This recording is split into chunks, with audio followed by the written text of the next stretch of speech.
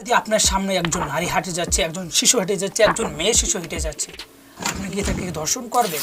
আপনি যদি ধর্ষণ না করেন, আপনি সাইকোপ্যাথ না, আপনি একটি সুস্থ এবং স্বাভাবিক মানুষ। প্রতিদিন আমাদের বাংলাদেশে 3 জন করে নারী ধর্ষণ হচ্ছে। ধর্ষণ সাম্প্রতিক সময়ে একটি অন্যতম উদ্বেগজনক ও আলোচিত বিষয়। এটি একটি বিকৃত রুচির সামাজিক ব্যাধি যা মহামারী আকারে আমাদের সমাজের মাঝে ছড়িয়ে পড়েছে। প্রতিদিনই দেশের কোনো না কোনো জায়গায় ধর্ষিত হচ্ছে কোনো নারী বা শিশু, আবার ধর্ষণ করার পর হত্যার ঘটনাও ঘটছে। এর মধ্যে কিছু খবর আসে আর অনেকগুলি খবর আসে না, কারণ ধর্ষণের বেশিরভাগ ঘটনাই চাপা দেওয়া হয়। আর 2-1টি ঘটনা যা মিলিয়ে আসলে আমরা 2-4 দিন কথা বলি, কিছুদিন পর চাপা পড়ে যায় অন্য কোনো নতুন ঘটনার আড়ালে। এভাবেই চলতে থাকলে সামাজিক কাঠামো ও মূল্যবোধ ধ্বংস হওয়া নিশ্চিত। ধর্ষণের ব্যাপারে সচেতন হওয়া এবং এর প্রতিকার আজই আমাদের সময়ের দাবি।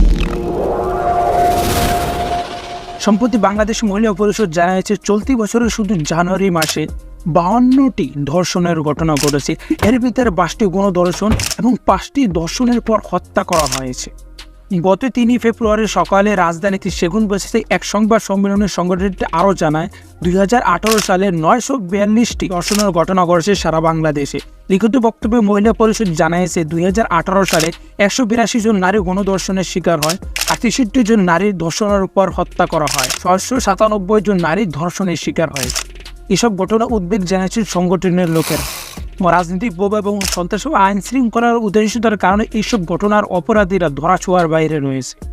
এছাড়া সাম্প্রতিক ধর্ষণের অভিযুক্ত কয়েকজন ব্যক্তির গলায় চিরকুট ঝুলানো অবস্থায় মরদেহ পাওয়া নিয়ে উদ্বেগ জানিয়েছে সংগঠনটির নেতারা। তারা বলেন যে বিচার বহির্ভূত হত্যা কোনোভাবেই কাম্য নয়।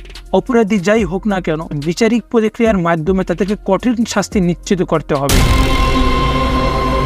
নোয়াখালীর সুবর্ণচরে গণধর্ষণ ছাড়াও সাম্প্রতিক বছরগুলিতে আলোচিত দর্শকগুলোর মধ্যে টাঙ্গাইলে চলন্ত বাসে গণধর্ষণের পর তরুণীর উপাকে হত্যা, বরগুনা বেতাগী উপজেলার উত্তর করুণা সরকারি প্রাথমিক বিদ্যালয়ের শ্রেণীকক্ষে স্বামীকে আটকে রেখে শিক্ষিকাকে গণধর্ষণ, বরগুনা তুফানকাণ্ড, বনানী হোটেল রেন্টিতে বেসরকারি বিশ্ববিদ্যালয়ে 2 জন ছাত্রী ধর্ষণ এবং কুমিল্লা ভিক্টোরিয়া কলেজের ছাত্রী তনু হত্যা এবং ধর্ষণ উল্লেখযোগ্য। অবাক হলেও সত্য, পবিত্র ঈদুল আজহারের দিনে দর্শকরা নিজেদেরকে বিভক্ত রাখেনি। হসপিটালে মাকে রেখে আসার সময় এক তরুণীকে গণধর্ষণের শিকার হয় পটুয়াখালী বাউফালী। ধর্ষণের কারণে নির্দিষ্ট কোনো কারণ সম্ভাবনা নয়, তবে নম্রতা, অতিরিক্ত যৌন আকাঙ্ক্ষা, ব্যয়াপনা, অবৈধ যৌনচার, রাস্তার আশেপাশের দেওয়ালে, ফুটপাতে অশ্লীল পোস্টার এবং অশ্লীল বই বিক্রি করা, উত্তেজনামূলক রমরমা ব্যবসা চলছে।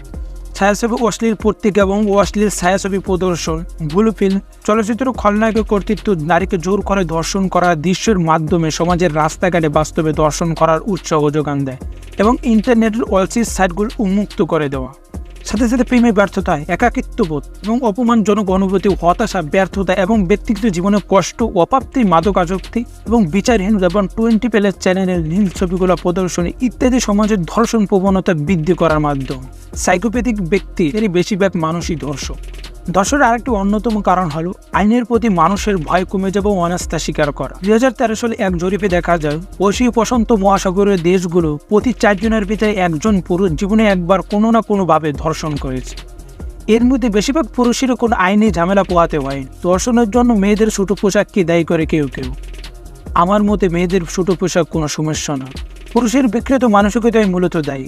যদি নারীদের পোশাকই মূলত সমস্যা হয়ে থাকে, তাহলে ছোট ছোট শিশু বাচ্চারা কেন ধর্ষণের শিকার হবে? আর ছোট ছোট শিশু বাচ্চাদের পোশাকে তো কোনো সমস্যা নাই। ধর্ষক এখন দূরের কেউ নয়, কাছের মানুষই।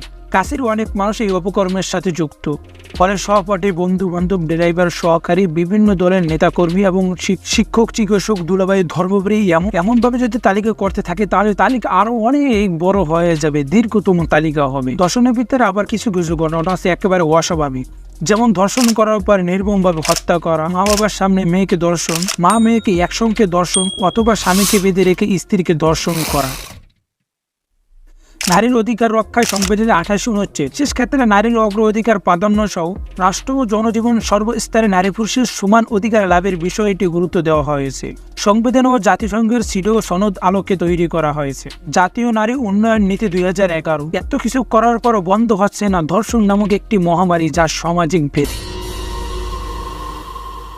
ধর্ষণের প্রতিকারের বিষয়, প্রথমে আমাদেরকে পারিবারিক শিক্ষাকে বিবেচনা করতে হবে। পরিবার থেকে আমরা সঠিক শিষ্টাচার, মূল্যবোধ শিক্ষা পাই এবং পরিবারের মুরব্বী এবং কর্তব্যগত ব্যক্তি সচেতন হতে হবে। ছোট্ট সদস্যকে সচেতন করতে হবে। ছেলে মেয়েদেরকে যথাযথ সময়ে বিবাহের ব্যবস্থার বিষয়ে পরিবার থেকে পদক্ষেপ নিতে হবে।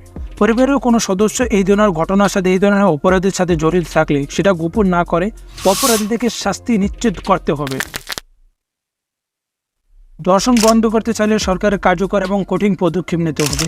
দর্শনকারীদের বিচার হইতে হবে অতি দ্রুত এবং দৃষ্টান্তমূলক। দর্শন সহ যে কোনো অপরাধে যে কেউ অপরাধী হোক না কেন তাকে দ্রুত শাস্তির আওতায় আনতে হবে। যে কোনো অপরাধ থেকে কোন ব্যক্তি যেন কোনোভাবে রেহাই পেয়ে না। আর যদি রেহাই পেয়ে যায় তাহলে পরবর্তী সময় ওই ব্যক্তি অন্য কোনো অপরাধ করার সাহস পেয়ে যাবে, যেমন আমাদের বাংলাদেশে অপরাধ বেড়ে যাবে। তাই সময় থাকতে আমাদের প্রতিবাদ করতে হবে। যারা ধর্ষণ করবে তাদের বিরুদ্ধে কথা বলতে হবে, হোক না কেন। দর্শন যদি আপনার ভাই করে থাকে, আপনার মা করে থাকে, আপনার বাবা করে থাকে, যে কোনো ব্যক্তি যে কেউ যে কোনো সময় দর্শন করে থাকে সে সময় তার বিরুদ্ধে কথা বলতে হবে এবং দর্শনকারী যে হোক তাকে শাস্তির আওতায় আনতে হবে।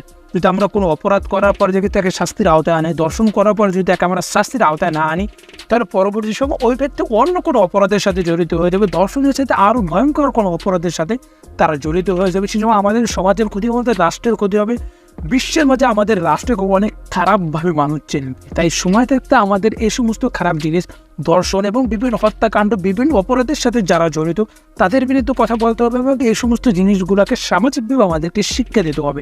ভালো এবং খারাপ জিনিসটিকে আমরা সামাজিকভাবে এবং পারিবারিকভাবে যদি আমাদের ছেলে বাচ্চা এবং সন্তানদেরকে যদি শিক্ষা দিতে পারি তাহলে পরবর্তী প্রজন্ম ভালো এবং সুস্থ এবং ভালো একটি সমাজ গঠিত হবে।